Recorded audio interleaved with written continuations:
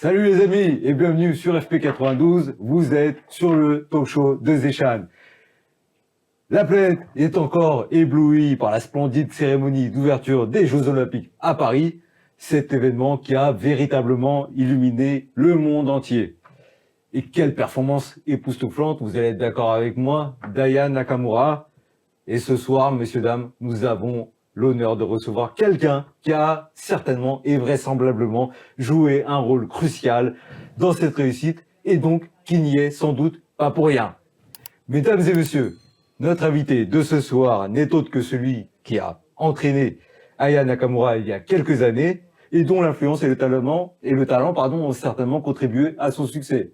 Mais avant cela, nous accueillons chaleureusement et comme il se doit sur notre plateau le brillant et talentueux monsieur le député Carlos Martins Bilongo. Bienvenue à vous, monsieur le député. Merci beaucoup pour l'accueil.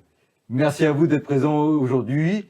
Vous êtes sur la chaîne FP92 qui a vocation de mettre en lumière les minorités en France, notamment la communauté franco-pakistanaise, en faveur d'une société plus inclusive, solidaire et pleine d'harmonie. On commence toujours, et vous le savez maintenant avec moi, honneur aux dames.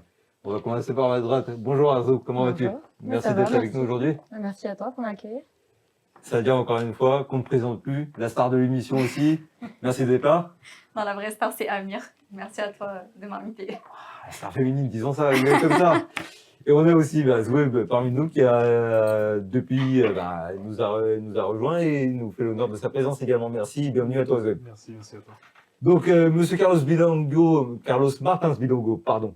Que vous connaissez tous à présent, député du Val d'Oise dans la 8e circonscription, membre de la France Insoumise, donc la LFI, et député depuis 2022. Exactement. Avant ça, tu étais professeur. Enseignant en éco-droit. Enseignant en éco-droit et donc député en 2022, puis réélu du premier tour récemment, en juin 2024. En juin 2024. Et tu es aussi membre de la commission des affaires étrangères. Exactement. Et vous allez me dire, pourquoi est-ce que je l'invite aussi? Vous allez le savoir, il est aussi, pour ceux qui ne le savent pas, président. Vice-président. Vice-président. J'étais. D'accord, ok. On a quand même l'honneur d'avoir avec nous le vice-président du groupe d'amitié France-Pakistan avec nous. Donc, on est vraiment content de te recevoir sur le plateau et merci à toi de t'être disponible. Dans ma circonscription, j'ai beaucoup de franco-pakistanais également. Par le fait d'être vice-président dans un groupe d'amitié, oui, il y a aussi cette particularité qui est importante. Ouais. Arnaudville, il y a une très forte communauté, donc c'est important de parler à tout le monde. Et moi, c'est quelque chose que j'affectionne durant mon mandat, de parler à tout le monde, d'être accessible. Et comme tu l'as expliqué, même plateau, même tableau. Ouais, je rappelle toi. Non, même plateau, c'est, disons, un private joke du passé. Pour ceux qui savent. Avant de commencer l'émission et pour que les gens aussi comprennent, qu'est-ce que c'est qu'un député? Est-ce que tu peux nous dire aussi qu'est-ce que c'est qu'un député? Quel est son rôle? Tout le monde peut voter dès lors que vous avez 18 ans. C'est un scrutin sur 2 tours, avec un premier et un second tour. On est partagé en différentes circonscriptions. 577, ils prennent tout l'étendue du territoire. D'accord. Donc également les Outre-mer. Et dès lors où nous sommes élus au Parlement, les députés siègent, font les lois et votent les lois. Donc l'exécutif, ça veut dire a son groupe parlementaire majoritaire. En Conseil des ministres, il y a des projets de loi qui sont présentés, ensuite qui arrivent ensuite au Parlement. Et ensuite, les parlementaires font des amendements, votent les lois, ou parfois les rejettent. Parfois, via l'exécutif, le gouvernement, si une loi n'est pas votée ou un projet de loi, une proposition de loi, peut utiliser différents dispositifs. On en a beaucoup entendu parler, par exemple le 49.3. Ça veut dire qu'on passe au-dessus on impose les lois législatifs. En France, il faut savoir qu'il y a 3 pouvoirs. L'exécutif, donc c'est le président. Ensuite, le législatif, donc c'est le Parlement. Donc ça reprend l'Assemblée nationale et le Sénat. Je vous explique ensuite la différence entre nous et les sénateurs. Ensuite, on a le pouvoir judiciaire avec les procureurs et les magistrats. Donc les députés votent des lois. Là, c'est l'exécutif propose des projets de loi. Et ensuite, l'opposition, c'est des propositions de loi. D'accord. Ensuite, à l'ordre du jour, on peut les mettre en séance. Ça passe d'abord en commission. Pareil, du coup, nous, on fait des amendements. Ça veut dire un amendement, c'est demain, j'ai un projet de loi qui est présenté par le gouvernement qui dit le permis maintenant commencera à 19 ans. Bah, on peut faire un amendement pour lui mettre 18 ans et demi, par exemple. Les amendements, c'est des amendements qui viennent à chaque fois sous des articles pour modifier par rapport à son appréciation un article lié à une proposition ou un projet de loi pour, in fine, à la fin de tout le débat, voter la loi. Donc nous, on est garant, on fait les lois. Ensuite, le pouvoir judiciaire, lui, il est garant que les lois s'exécutent bien. Et Que ça s'applique. sinon, il y a une procédure qui fait que les gens doivent l'appliquer ou des sanctions. Et ensuite, les parlementaires sont souvent amenés à rejoindre le gouvernement, éventuellement. Parce que c'est nous qui avons le pouvoir de censurer ou pas un Premier ministre ou une Première ministre. D'accord. Avec les motions de censure. Ok. Donc, on a une partie centrale sous cette 5e République. Et à terme, aujourd'hui, avec la nouvelle élection qui a eu lieu au mois de juin dernier et juillet, cette nouvelle composition avec beaucoup de groupes, 11 groupes parlementaires, avec des majorités qui ne se dégagent pas, in fine, jusqu'à une majorité simplement relative, parce que par avoir une majorité absolue, donc il va avoir la moitié de 577, donc c'est 289 députés. Aucun groupe parlementaire n'est arrivé à cette majorité-là. Bien sûr. Donc nous sommes Fonds populaire, nous avons une majorité de 200 parlementaires et nous allons être amenés à construire des majorités texte par texte. Qu'est-ce qui t'a donné en fait cette envie ou cette détermination pour devenir député? Devenir député, je ne sais pas, mais représenter les gens, ça j'ai toujours voulu. D'accord. Après, aujourd'hui j'ai 33 ans, je ne sais pas dans 10 ans qu'est-ce que je vais faire dans 10 ans. Mais j'ai toujours eu cette volonté de défendre et représenter les habitants de ma circonscription. Avant, quand j'étais plus jeune, j'étais dans le monde associatif. Et du coup, on luttait contre les inégalités via ce billet-là, le billet associatif. Et la vie est faite de rebondissements. Donc j'ai été amené à faire de la politique, donc encore à faire toujours la première vocation de représenter les habitants et les représenter. J'étais candidat aux élections régionales en 2021. D'accord. En Île-de-France. Et ensuite, il y a eu les présidentielles où j'ai fait une grosse campagne en 2022. Et à la suite de ça, avec les élections législatives, et j'ai été candidat, mais je suis toujours engagé, j'ai toujours été engagé depuis mon plus jeune âge, dès l'âge de 13-14 ans, très identifié dans ma ville, d'abord dans mon quartier, ensuite dans la ville, ensuite dans les villes avoisinantes. Et après, j'ai fait de la politique naturellement, mais à la base, c'est vraiment l'engagement, c'était défendre d'abord mes camarades de classe en tant que délégué, ensuite de défendre les habitants de mon quartier, ensuite défendre les habitants de ma ville. Bravo en tout cas pour ton parcours. Bravo pour ton parcours, ton ascension, ta réussite. Moi j'aimerais revenir aussi un peu à un niveau un peu plus local, au niveau de ta circonscription, c'est-à-dire que, comme j'ai dit, c'est-à-dire que tout n'a pas forcément été facile, et puis de dire que voilà, aujourd'hui je suis député de ma circonscription, c'est pas une fin absolue, c'est pas quelque chose de gagné non plus, c'est un combat au quotidien, je suppose. Toi, selon toi, quels sont les défis que tu as tous les jours, ou quels sont ceux que tu t'imposes aussi en tant que député au sein de ta circonscription? Je pense que mon premier défi, c'était surtout l'abstention. Ramener les gens vers les urnes et vers la politique. Leur dire que c'est possible. Parce que comme tu l'as évoqué, pour eux, les gens sont très loin du « non, c'est loin, c'est pas nous, ça ne nous concerne pas », etc. Et le biais des circonscriptions, ça fait que en fait, tout est remis à son échelle. Ça veut dire à l'échelle de nos communes, il y en a 5 dans ma circonscription, par exemple, c'est Arnaudville, Bonneuil-en-France, Villiers-le-Bel, Garges et Sarcelles. Qui est à même de diriger et trouver des solutions pour ces habitants-là? Ces habitants eux-mêmes. Donc il fallait faire comprendre que la solution peut émaner de nous-mêmes, en discutant, en ayant une transversalité, ça veut dire envers toutes les communautés, parce que c'est un assemblage de communautés dans nos villes. Et dès lors où on arrive à faire comprendre ça, les gens prennent la mesure des événements et participent au jeu démocratique. Parce que tout se joue sur la participation. Bien sûr. Et après, une fois que les gens participent, on arrive à aller plus loin pour dire quelle idée vous avez, engagez-vous, etc. Moi, je pense que ça a été ça.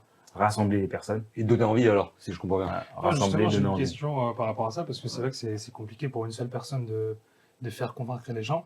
Je voulais savoir, vous, monsieur le député, c'est quoi la stratégie que vous avez eue avec les gens pour les faire venir, parce qu'un député en soi, ça ne choisit pas les lois tout seul. Vous êtes avec un groupe, avec un parti. Donc, c'est quelle stratégie que vous avez eue pour l'approche des gens, pour leur convaincre, leur dire que voilà, quelque chose va changer qu'il ne faut pas s'inquiéter, que justement, il faut venir voter. Et c'est bénéfique pour vous. Oui, voilà. La chance que j'ai, c'est que ma circonscription a des idées clairement à gauche. Déjà, ça, c'est un avantage. Si j'étais à Versailles, ou si j'étais à Neuilly-sur-Seine et j'étais à France Insoumise, ça va être plus compliqué. Donc, ma circonscription est fidèle aux idées de mon parti et de mon mouvement. Parce qu'au présidentiel, on fait des très bons scores. Mais ensuite, la participation est à 66% au présidentiel. Et ensuite, aux municipales, législatives, à l'élection régionale, départementale, on tombe à 30, 25 et 15%. Ça veut dire que le scrutin qui ressort d'une élection avec une faible participation ne reflète pas en fait la réelle ambition et vision des gens. Parce que quand les gens se déplacent majoritairement, le scrutin est clairement à gauche et quand il y a moins de votants, ben parfois il y a des choses, des inepties qui peuvent exister. Okay. Et du coup, en fait, moi, mon cheval de bataille, c'était que les 66% de gens qui participent au présidentiel, ils habitent là, c'est les mêmes habitants. Pourquoi ils ne vont pas voter ensuite au scrutin intermédiaire? Ça veut dire de repartir voter. Bien sûr. Maintenant, être député, pour mon mandat, il y a un candidat député avec soit sa suppléante ou son suppléant. On peut avoir un binôme femme-femme, un binôme homme-homme, on peut avoir un binôme paritaire. Et avec son suppléant, je pense que moi, d'abord, il faut convaincre dans son cercle. Ouais. Son premier cercle, c'est ce qui est le plus compliqué. Moi, mes frères et sœurs, c'est les premiers à me dire, qui me disaient, non, c'est impossible. Toi, député, franchement, c'est pas possible. Parce que moi, je suis le dernier de 6 frères et sœurs. Qui me dit, mais jamais tu seras député. En plus, voilà, tes petits frères, t'imagines. Donc, il faut convaincre d'abord son premier cercle. Dès que ces personnes-là sont convaincues, bah, je pense que c'est le plus dur. Vous avez convaincu vos frères et sœurs, vos parents. Je pense que vous allez réussir à convaincre les gens ensuite. C'est la première force, quoi. Ouais. Parce que même vos amis, mes amis avec qui j'ai grandi, m'ont dit impossible, on était ensemble à l'école. Je les ai convaincus et quand je les ai convaincus, j'ai dit bah maintenant, on va faire campagne ensemble. Ensuite, ces personnes-là ont fait campagne avec moi, ont été sur le terrain, frappé des portes une à une. Et quand on frappe une porte, on dit aux personnes, non seulement on veut vous convaincre, mais on veut aussi que vous venez faire campagne avec nous. Parce que moi, je peux frapper toutes les portes de ma circonscription. Mais si on est plusieurs, une cinquantaine, une centaine de personnes à frapper des portes pour avertir qu'il y a une réunion publique, avertir qu'il va y avoir des élections, poser des questions par rapport au programme, est-ce que ça vous convient? Alors, vous avez voté présidentiel, on le sait. Maintenant, repartez voter pour les élections législatives, les élections municipales. Ça fait la différence. Je crois que tu avais une question, Zoé. Ouais, j'avais une question, parce que c'est vrai qu'on a tous été. Enfin, je pense que vous avez tous voté. Hein, mais là. J'espère. Ouais, on a tous voté, je pense. On a plus que voté. Hein. On a tout donné pour les élections. On change les chaînes, on ne vous voit plus. C'est les vacances à l'Assemblée ou qu'est-ce qui se passe? Moi, c'était ma question. On n'entend plus rien. Ça dépend sur quelle chaîne. Bah, sur les réseaux sociaux comme X ou. Je sais pas, moi, je suis sur X. Hier, j'étais au marché de Villeneuve. Ah, mais c'est ça, c'est qu'on vous voit plus sur le terrain, mais on vous voit moins sur l'Assemblée nationale. Ah, mais l'Assemblée, déjà, il n'y a pas de séance. D'accord. On a juste formé le bureau. On a formé le bureau de l'Assemblée nationale. Ok. Moi, j'étais sur BFM il y a 2 jours. Dimanche. Ouais, j'ai vu. Mais après, la politique, les plateaux de télé, ils sont organisés d'une manière par rapport à un audimat et autres. Et là, aujourd'hui, moi, j'encourage les Français à suivre la politique sans suivre les chaînes habituelles. Parce que c'est les chaînes qui vont vous emmener vers quelque chose. Et je crois que tu vas leur demander notamment de suivre la chaîne FP92. FP92, par exemple, là, j'y suis. On parle de politique. Ouais. Donc, on y est. Mais c'est le but, mais je vois l'idée qu'il essaie d'invoquer, c'est le fait de dire qu'effectivement, pendant des mois ou des semaines, on vous a vu à la télé, en front, etc., vous étiez sollicité, vous étiez partout, on n'entendait parler que de ça. Là, subitement, on n'entend plus parler. Les élections, c'est normal.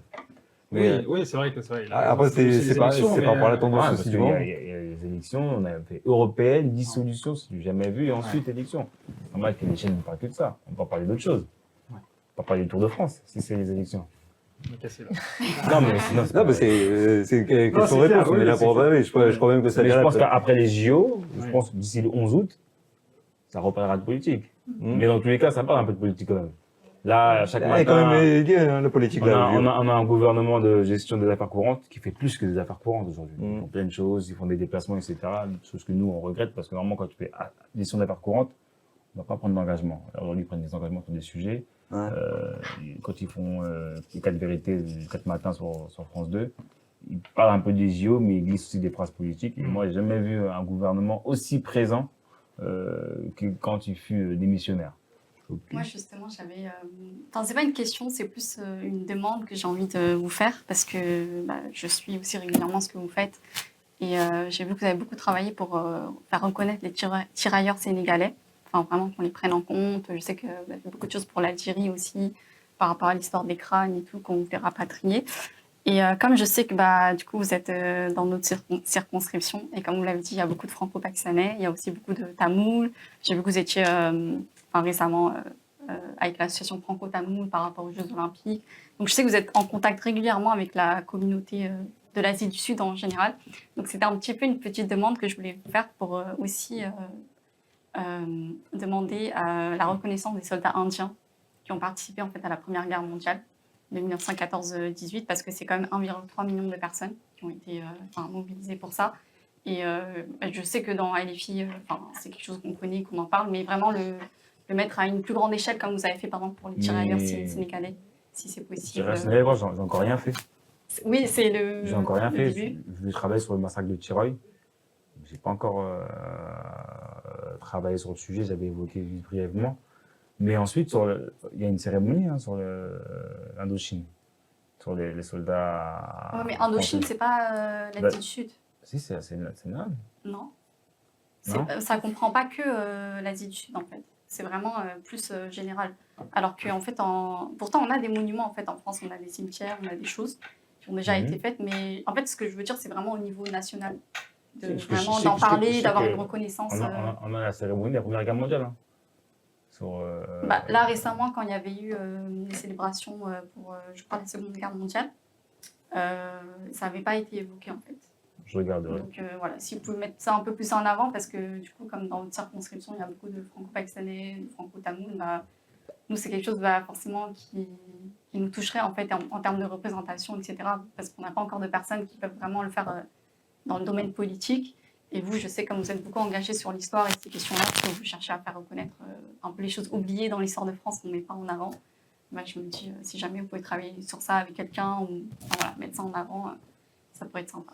Et si vous aussi, d'ailleurs, vous souhaitez pousser la demande de Sadia envers monsieur le député, n'hésitez pas à l'inscrire en commentaire. Et je pense que monsieur. Faites-moi des mails surtout. Monsieur le député. Quand on écrit ou quand on réalise des réunions avec des associations, sur ces sujets-là, d'anciens combattants et tout, ça fait plaisir. Moi, j'avais aussi une question concernant les minorités en fait dans la circonscription, parce que du coup vous voulez les représenter.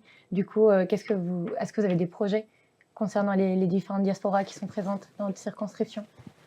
Moi, je pense que les projets doivent émaner de ces propres diasporas-là. Moi, je suis là pour accompagner, pour écouter. C'est pas à moi d'impulser des projets pour les autres, en soi. Hein, parce que moi, je suis issu du monde associatif. Et moi, je pense que là, chaque communauté doit avoir une vision transversale, ça veut dire communiquer avec les autres, être dans le partage, de faire découvrir ce qu'on fait, qui on est, c'est super important. Parce que quand les gens ne discutent pas quand les personnes ne discutent pas, n'échangent pas entre elles, on crée soit une stigmatisation, ou soit une méconnaissance, etc. Alors que la richesse est dans le prochain qu'on ne connaît pas, on apprend à le connaître et en fait plein de choses.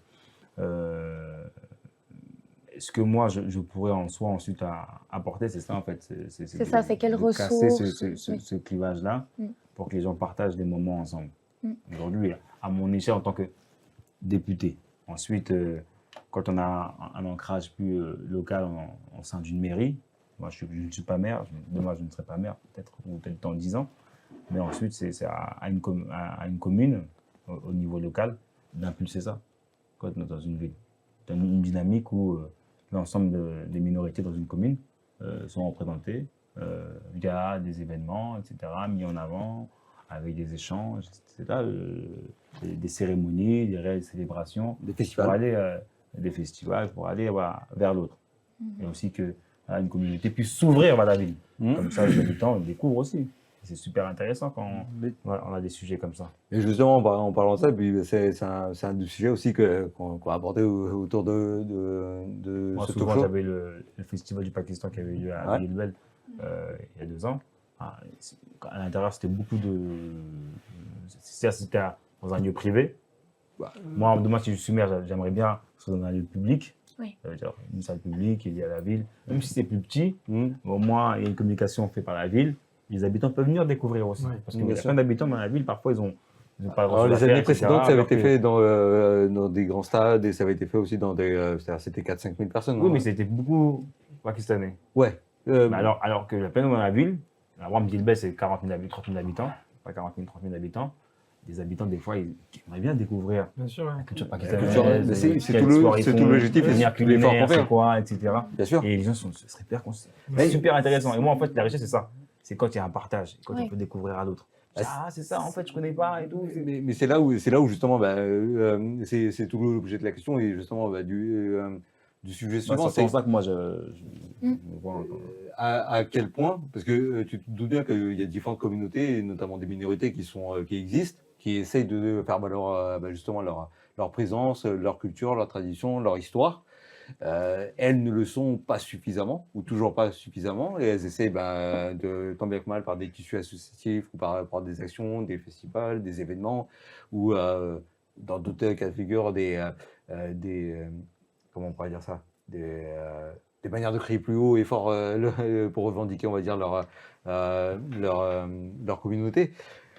En tant que donc vice-président du groupe d'amitié France-Pakistan, comment est-ce que tu définis ton rôle, ou du moins celui de l'association, pour pouvoir justement représenter cette minorité parmi tant d'autres, qui est la communauté franco-pakistanaise? Déjà, au sein du groupe d'amitié, on a été rudement mis à l'épreuve directement parce qu'il y a eu les inondations au Parlement. Donc, je me suis empressé de réunir à l'époque, il n'y avait pas encore d'ambassadeur, il y avait une chargée d'affaires Ouais. de l'ambassade, avec des acteurs associatifs de ma circonscription et même du 93. On avait fait une réunion à l'Assemblée nationale. Ensuite, moi, j'avais aussi alerté l'Agence France Développement, l'AFD, et le ministère des Affaires étrangères pour voir comment on pouvait enclencher un circuit d'aide depuis la France et l'acheminer ensuite au Pakistan, parce qu'il fallait une aide d'urgence. Et aussi, moi, je suis beaucoup engagé sur les questions climatiques.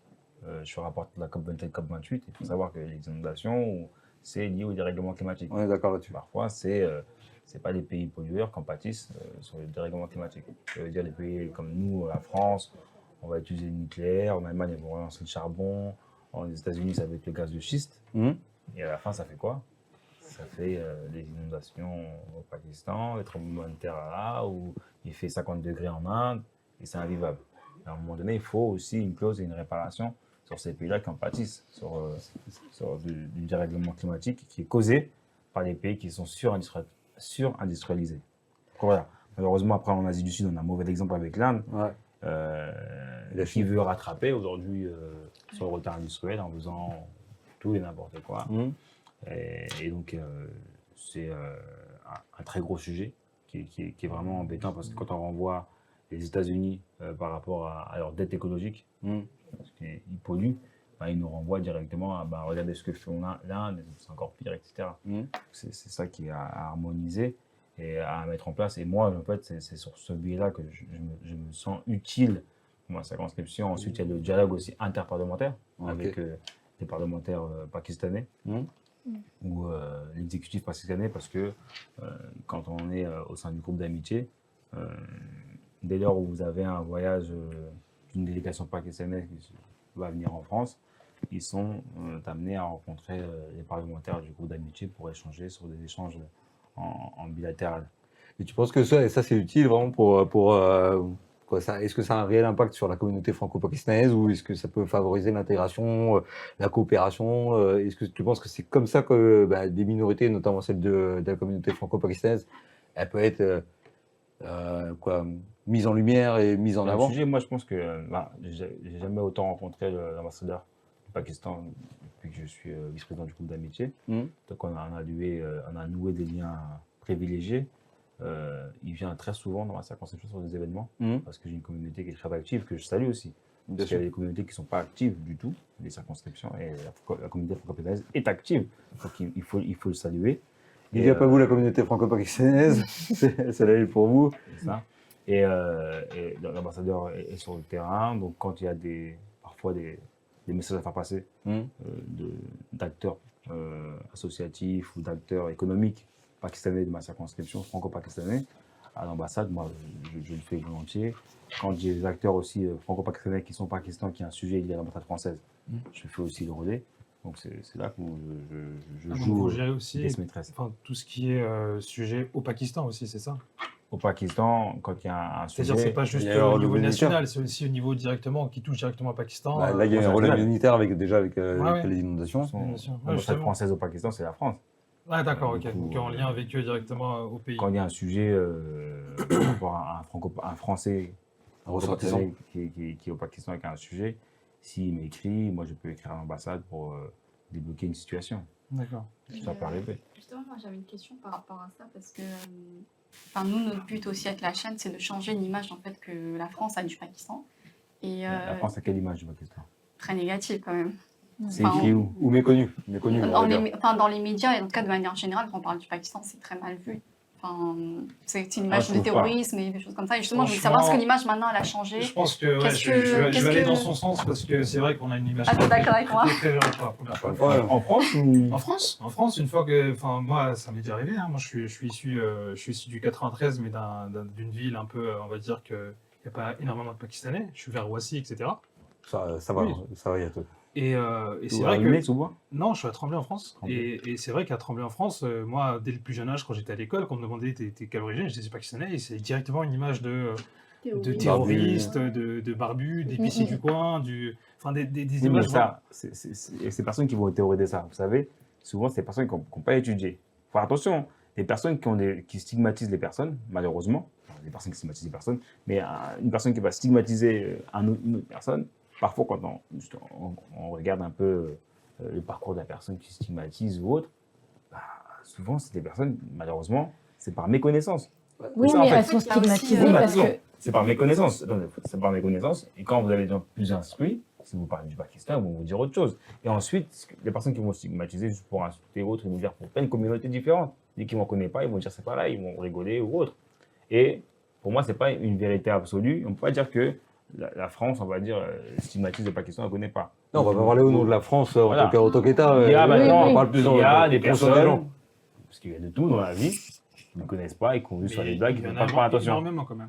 Je pense pas. Moi, en tout cas, moi, dans mon réseau, Dans votre Alors, cercle, quand on parle- heureusement, t'es vice-président du avant, groupe d'amitié. avant même de l'être, à Villebel ou dans les villes, Ah, ils sont Ouais. nombreux là-bas moi, j'ai des aussi. amis, au Hamza ou Rondé, quand on vous dit pakistanais, les gens, ils ont un respect. Ils disent, ah, c'est une communauté criminelle organisée, attention, ils travaillent dans ça, dans ça, dans Ils sont ça. majoritaires. Et souvent, les gens qui vont répondre, c'est pas parce qu'ils sont majoritaires, parce qu'ils sont bien organisés. Et ceux qui vont vous répondre comme ça, c'est les gens qui savent et qui connaissent, qui ont regardé, qui sont instruits plus ou moins. Oh, ou ceux qui ont fait le choix d'aller vers l'autre aussi. Ils sont instruits, ceux qui regardent. Et ceux qui n'est pas. pas instruit, qui ne sait pas, il dit, ah, il se moque, etc. Et puis c'est du coin et tout, alors que non. Ah, mais ça, c'est le stéréotype qu'il y a, mais Mais ça, c'est aussi l'image qui est véhiculée Par qui de manière générale par les médias. Et dès qu'il y a une. Mais quels médias les médias généraux sur la télé. On parle des médias ou des on films. parle du mainstream. On Oui, regarde mais un film, les stéréotypes. l'Indien qu'on va voir, il sera toujours en train de faire. Moi, j'ai jamais vu un film français. Vous me dites si je me trompe. Français Où il y a un, Oui. où il y a un héros pardon, qui est indien ou qui joue un deuxième rôle Les films important. français, déjà, ils ont tous les mots. Le cinéma français, il a des grosses difficultés qui n'est même pas liées à une minorité. On avance doucement. Mais Mais on voit des aujourd'hui, Maghrébins, on voit des Africains par contre. Malgré tout ça, ils ont des grosses difficultés. Ouais. Le cinéma français a des grosses difficultés. Mais moi, si on parle de création cinématographique, si on prend l'Asie du Sud, l'Inde, par exemple, Bollywood. ils ont des meilleures productions que les cinémas français. Ah, t'aimes bien les films d'Hollywood, toi? Bollywood, aujourd'hui, s'exporte mieux que sous beaucoup de films français. Moi, un film français où on met de la danse, bah, on va pas faire comme Bollywood. Ah ouais. Désolé. Mais- on va être bon sur un film comme Intouchable, etc. Voilà. Ouais. Mais ensuite, sur un film où il y a la cinématographie, il y a des images, il y a la déco, on n'est pas meilleur que On a parlé dans une dernière émission, justement, du Mais cinéma. c'est plus par méconnaissance français. parce que demain, on va à Londres, on demande la communauté pakistanaise de Londres. Elle est là. Mais- Elle est là. mais, Oui, mais parce que c'est ce qu'on disait l'autre jour, c'est que c'est la 7e génération maintenant. Ils sont là depuis très longtemps en Angleterre.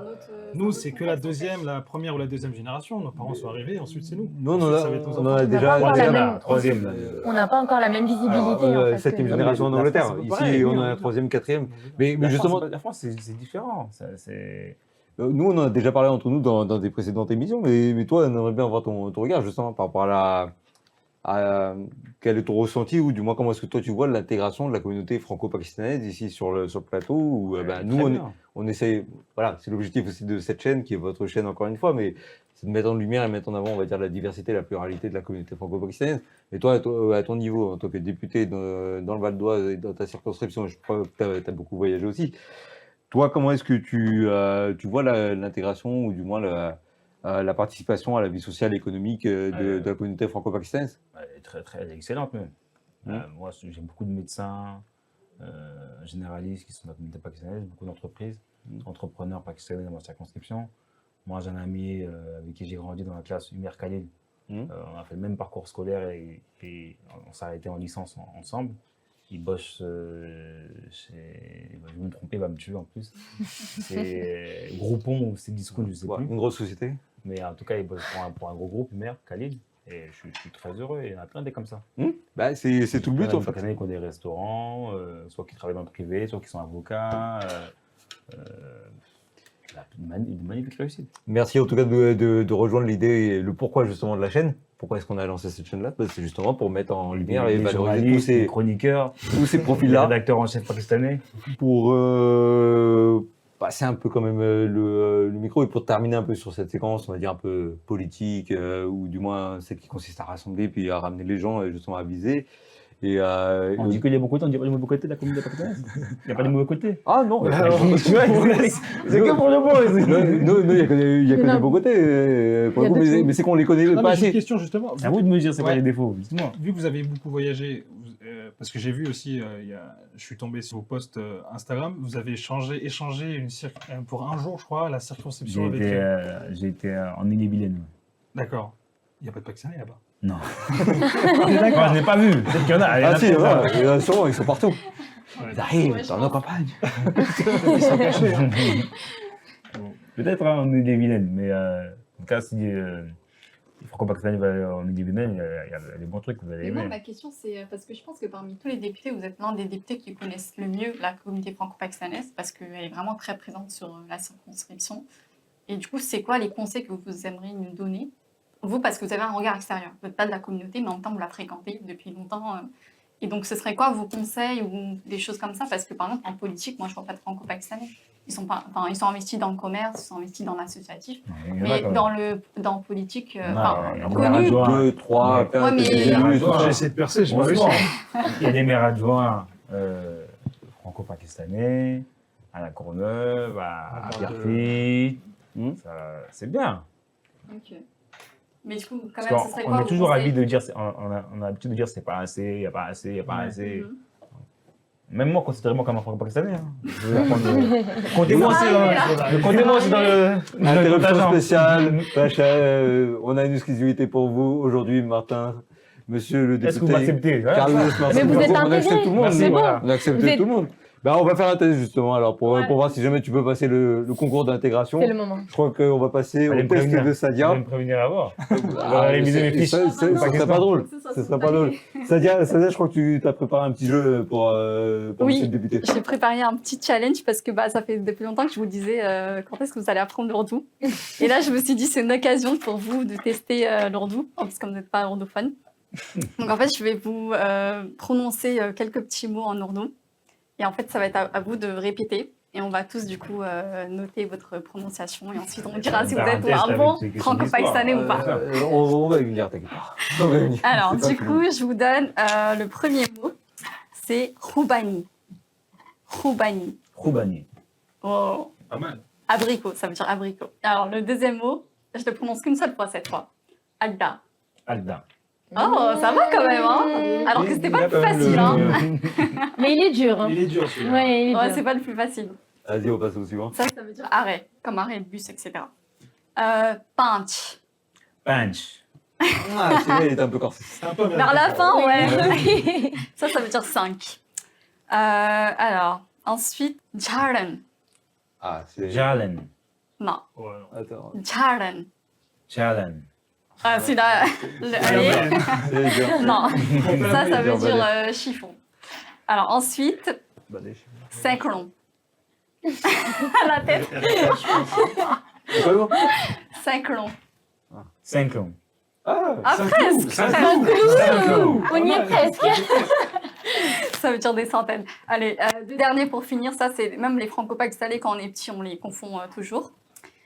Alors, le premier, lakli, bois, et lalka. Lalka. Ah, lalka. Lalka. Attends, une deuxième chance. Lalka. Ouais. Oh, Ça va. allez, bravo. Ouais, je pense que ouais. La moyenne se faire comprendre. Hein. Dans En fait, cette les pas gens mal. ils sont roulés à Pas chaque mal. fois. donc, Il est pakistanais, en fait. Oui, c'est ça. C'est bon. Ah, c'est pas fini. Intégré. Moi, il me reste encore une épreuve. Vous le verrez à la fin de l'émission. Ce sera l'épreuve ultime pour arrêter chez nous. Mais on n'est pas du tout sectaire. Donc, du coup, en tout cas, bienvenue chez nous. Avant, quand même, de passer à ce jeu-là et de pouvoir aussi, bon, quand même un peu terminer sur une note positive. Toi, quel est ton message ou comment est-ce que tu pourrais donner l'envie, justement, aux minorités et notamment à la communauté franco-pakistanaise de s'impliquer, s'investir davantage dans un engagement civique ou dans une quête, une volonté en fait de pouvoir Moi, relever ces défis-là. Comme j'expliquais aux élections municipales qui vont arriver, je vais impulser, donner toute mon énergie pour faire des listes. Et dans chaque liste des communes de ma circonscription, il y aura des franco-pakistanais qui ont envie de faire de la politique, peut-être ceux qui n'ont pas envie. Mais j'ai beaucoup d'amis franco-pakistanais dans l'ensemble, à Sarcelles, à Garges, à Villebel, à Arnaudville. Des gens avec qui on discute, on se voit souvent sur différents sujets, qui sont soit avocats, soit médecins, ingénieurs, et qui ont envie et qui m'ont aidé sur ma campagne. Et moi aussi, ces personnages, je vais leur demander de participer activement en étant présent sur des listes. Et je vais les aider avec toute ma force pour être élu. Parce que t'es conscient, là je vais mettre un peu de pion quand même dans l'émission, c'est volontaire, mais t'es conscient quand même que l'image qu'il y a de la politique, on en parlait un peu au début de notre talk show, mais l'image de la politique, c'est quand même le truc, c'est fait pour les autres et c'est pas pour nous, et puis dans tous les cas ça change rien, et puis de toute façon c'est du carriérisme, moi, c'est je ça. suis l'antithèse de ce C'est tous les schéma-là. mêmes. C'est surtout cette phrase qu'on entend. Ouais. C'est tous les mêmes. Ouais, Quand les gens me disent c'est tous les mêmes, bientôt, en fait, toi, tu vas prendre la place aussi de tous les mêmes. Après, on verra que tu vas être qui. Je suis l'antithèse de ça, moi. C'est-à-dire que les gens, je les invite à venir faire de la politique. Venez, prenez la place. Mais comment tu peux leur donner envie, en fait? Comment tu peux leur donner cette volonté-là? Parce qu'il y a le fait de leur dire ça. Là, depuis tout à l'heure, on parlait de dresser des listes, rassembler, aller voir les gens, leur donner envie, les informer, les éduquer, les rassembler et compagnie. Mais il y a quand même cette volonté de dire, est-ce qu'il y a quelque chose qui change ou pas? Parce qu'il y a le fait de dire, c'est tous les mêmes, mais il y a aussi un mot qui revient souvent et qu'on ne pourra pas dire, c'est le côté, de toute façon, ça ne change rien, ça sera toujours la même chose, toujours avec les mêmes ou avec d'autres, ça sera la même chose. Il y a l'antithèse du visage, on va dire, Ça politique change. qui commence à changer. La présence.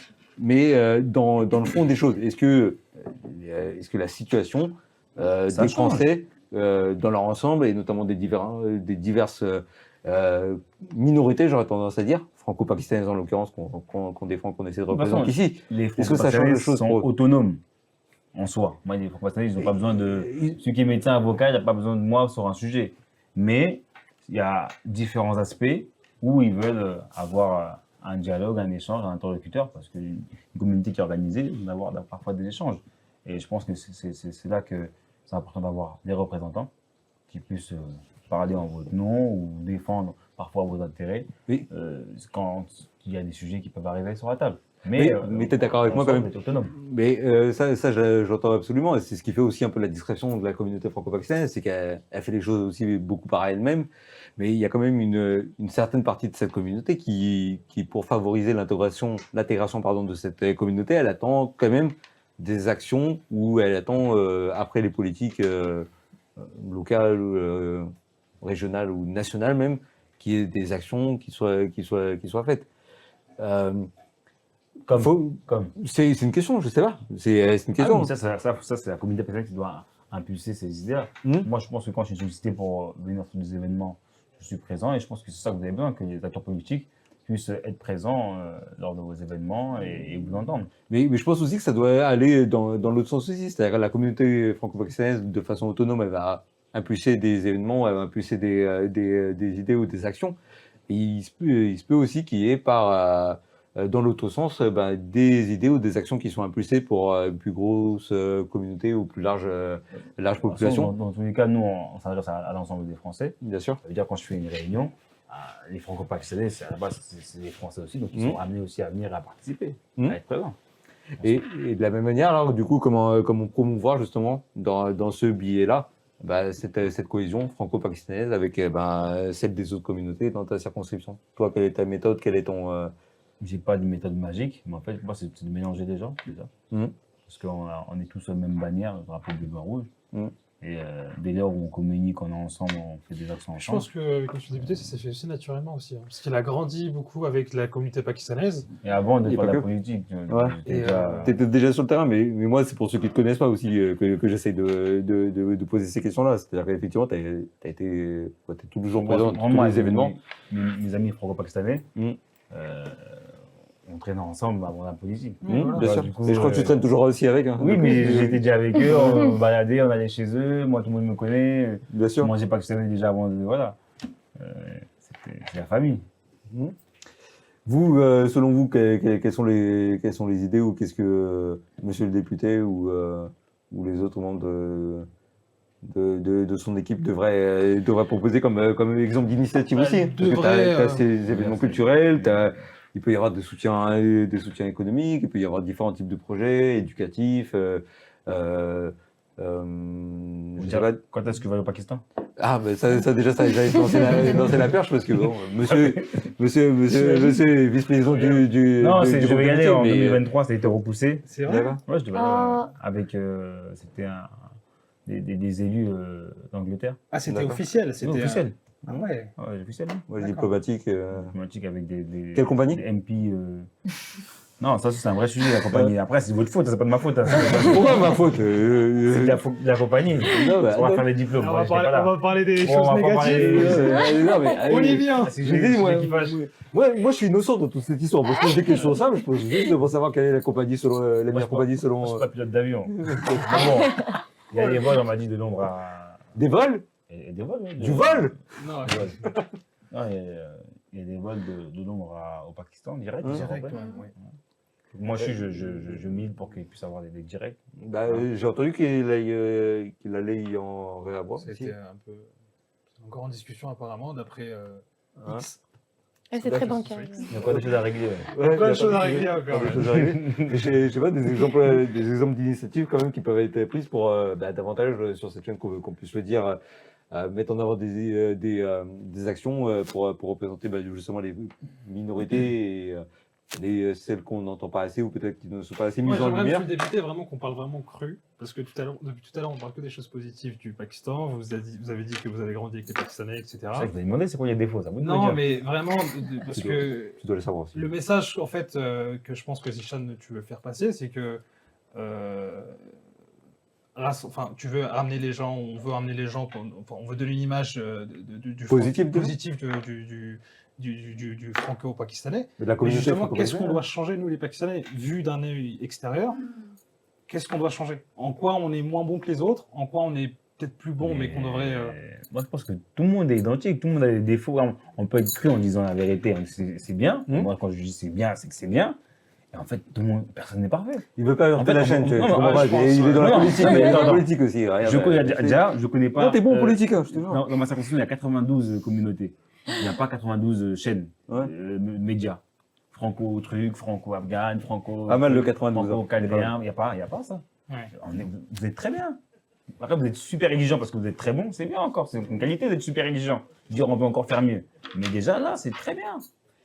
Et maintenant, si vous voulez aller encore plus loin, je vous encourage à aller plus loin, mais personne n'est parfait en tout cas. Bien sûr. Tous les torts qui sont liés à la communauté franco-pakistanaise, il y a les mêmes ailleurs en face. Bien sûr. Il y a les mêmes chez les franco-français ou tout ce qu'on veut dire. Mais Il veut pas se faire des Pakistanais à dos. non, c'est pas question de ça. Nous, on sait quelles Les sont les Pakistanais Pakistanais, sont les qualités, les défauts, très chacun. bons. Mais je pense que c'est un peu trop bien, c'est ça aussi le Un problème. exemple, voilà, on va prendre un exemple. Dernièrement, il y avait eu un événement un jour où c'était pas organisé, je sais plus, il y avait une bagarre, il y avait un festival Ouais, franco-pakistanais. c'était. Justement, Voilà, si vous voulez un sujet qui fâche, il y avait un festival franco-pakistanais, il y avait un artiste super connu des Pays-Bas, ouais. avec les riverains, tout n'avait pas été mis en place par rapport à l'accessibilité, au parking, etc. Ah, moi, j'aurais tendance à dire victime de son succès. Du coup, la communauté pakistanaise est venue de partout en France. Ils sont garés n'importe où, ils sont garés devant chez des gens. Et ça a créé un moment de tension avec les habitants. Parce que les gens qui sont garés devant les maisons, devant les parkings, les gens étaient bloqués, etc. Et ensuite, le concert a commencé. Les gens étaient déjà sur le concert et tout. Il faut des fois peut-être une meilleure communication. Quand vous organisez un événement, vous amenez un big artiste. Nous, on ne le connaît pas, on ne sait pas qui c'est. Mais si c'est un big artiste qui est connu aux Pays-Bas, pour moi, que la ville puisse savoir, la police, etc. Et on sait qu'on va attendre peut-être plus. Mais ça, c'est une partie de la population qui a organisé ce C'est un exemple. etc. Tu vois, mais après, c'est plus il vient de dire la ville, il faut que la ville sache, mais ça c'est à vous, c'est nous pousser, il faut que la ville sache. Non, mais c'est ça que quand vous avez un événement, si vous ramenez demain, si nous en France on dit qu'on va ramener Aya Nakamura dans telle ville, il faut mettre la police, etc., prévenir le commissaire, bloquer le parking, etc., parce qu'on sait que ça va allez être le faire, oui. Non, mais encore une fois, ils vont te Aya Nakamura Nakamura du Pakistan. Nous on ne connaît pas, mais tout le monde va venir.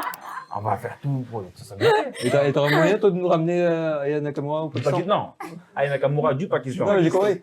Mais moi, je suis pour le voyage et pour Mais ça serait trop le bien, en mélange fait. interculturel. C'est qui votre big star au Pakistan? Ah, il y en a pas mal. On a beaucoup. Atif Aslam, allez. On ramène Atif Aslam. Donc si vous la ramenez, tout va être bloqué la vidéo. Ah ouais. Oui. Prévenez-nous avant d'abord. Prévenez. Hein. Ah, je pense que vous n'êtes pas prêts aussi de ce qui va se préparer, notamment avec la chaîne FP92 dans les mois ou dans les semaines qui vont suivre. En tout cas, je trouve qu'on a pas mal échangé et il nous reste quand même un point très important à gérer et on va terminer, je pense, là-dessus. C'est la fameuse possibilité d'adoption, si je peux dire entre guillemets, ou du moins le passage de l'examen pour devenir pakistanais. J'ai préparé une interro surprise, vous me connaissez, j'adore faire ça. Et on va faire un petit quiz. On va boire d'abord un verre d'eau. Culturel, d'accord? Et on va poser des questions d'ordre général. Hein. Tout le monde les connaît. On va voir si monsieur le député les connaît. Prends comme mon anti-sèche. On est parti. Et c'est vous qui évaluez, c'est vous le jury. Première question. On va commencer par la cuisine. Cuisine pakistanaise. Quel est le plat pakistanais qui est souvent servi lors des grandes fêtes et des événements familiaux? Non, mais attends, déjà commencez par ça. Non, mais toi, c'est normal que tu connais. Non, mais non. Pour les biryani. Ah, pas mal. Ah Ah, je m'attendais pas celui-là. Ah bah tu vois, pour le coup il marque un point Franchement, par rapport à toi. Eh ben, c'est le biryani. Alors moi je n'aurais pas dit poulet parce qu'il y a plusieurs types de biryani. Il y a biryani c'est à meilleur, l'agneau, le poulet, Oui, poulet, mais c'est c'est le meilleur. meilleur, oui. C'est le plus bon, oui. C'est le meilleur. Le aux crevettes aussi, on avait vu ça je crois dans Ouais. une émission, Non, c'est une innovation. dans une des émissions, ouais, j'avais découvert ça. Bon bravo, il marque un c'est point. pas ça, hein. C'est vrai qu'il Il marque un point. Ouais. La boisson nationale du Pakistan? La boisson nationale. Hmm. C'est pas le thé au lait, hein. Fort. Oh. Non, Chai. fort pour l'instant. Chai. Bon, question plus compliquée. Question histoire et géographie. La capitale du Pakistan? C'est bon. Il y a un piège. Islamabad. Ouais, bonne réponse. En quelle année est-ce que le Pakistan a obtenu son indépendance? Je suis obligé de faire la simple aussi, c'est un invité. Bon, la date, c'est que c'est le 14 août, mais après, Ah, l'année. j'ai une tuile là. Ah. Allez, je vais t'aider, c'est entre 1900 et 1950.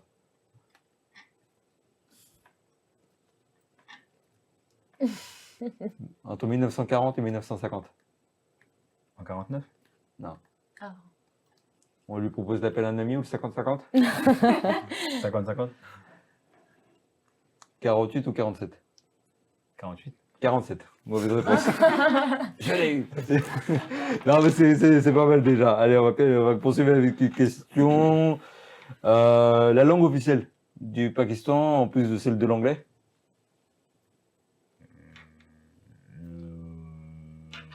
Urdu? Ouais, bien vu.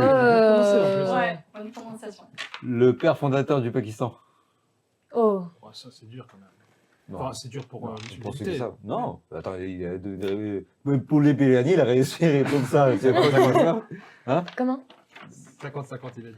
50-50. Ah, j'ai pas dit qu'il y avait un 50-50 pour toutes les raisons, mais. Vas-y, je vais la faire avec un piège. Le père fondateur du Pakistan, tu as le choix entre Nawaz Sharif, Mohamed Ali Jinnah et Allama Iqbal. Non, c'est pas possible d'avoir 3 noms, c'est 50-50. Mais Iqbal.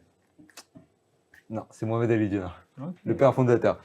Et par contre, question, justement, le père fondateur du Pakistan, c'est Mohamed Ali Jinnah, mais qui est celui qui a pensé le Pakistan et qui a formalisé justement l'idée d'un État indépendant au Pakistan? Ça, je ne sais pas. Vous mettez le- Ah, Iqbal. Iqbal, le 23 mars 1940. Allez, une dernière question, un peu plus simple maintenant, et pour terminer en beauté. Quelle est la danse traditionnelle populaire dans la région du Pendjab au Pakistan? Je peux faire une démo si. Vas-y. Ouais, on peut faire une démo. Hein. Quoi, les Punjabi danse? Non, Non. elle porte un nom, avec un accent. Hein? Ah, moi j'aurais pas dit que ça comme ça. Toi aussi? Non, je sais pas, on peut faire ça. Ouais, plutôt ça. Ouais, voilà, ça. Observation. Moi je connais ça. Mais c'est pas comme ça qu'il va trouver le nom. hein. Non, c'est pas comme ça, non. Tu vas trouver. Non, je pense. I don't know. Ah, ça s'appelle le Bangla. Bangla. Bonne réponse. Oui, Bon, il y avait des petites questions, mais en tout cas, je pense que ouais, non, il a largement la moyenne et je pense qu'il peut l'être. Donc, Intégré. en exclusivité, Mon passeport. Monsieur Carlos Martin Pinongo est officiellement pakistanais. Naturalisé. Je passe le mot à l'ambassade du Pakistan en France J'attends mon passeport. et le passeport également. En tout cas, moi, j'ai passé un bon moment avec chacun d'entre vous et avec toi, monsieur le député. Merci à toi de t'être rendu disponible Merci à vous pour l'invitation. et d'avoir participé à cette émission. Je remercie une nouvelle fois les personnes autour de la table également Merci. d'avoir participé à cette émission-là. Et puis, encore une fois, et comme d'habitude, je compte sur vous pour vous approprier cette émission-là, la liker, la partager, la commenter, enfin parler autour de vous et surtout dans la communauté franco-africaine pour leur annoncer que monsieur le député est maintenant franco-pakistanais. Pour ma part, en tout cas, c'est à nouveau un plaisir. Et puis, je vous dis à très vite pour une nouvelle émission du talk show de Zéchan sur FP92. Ciao!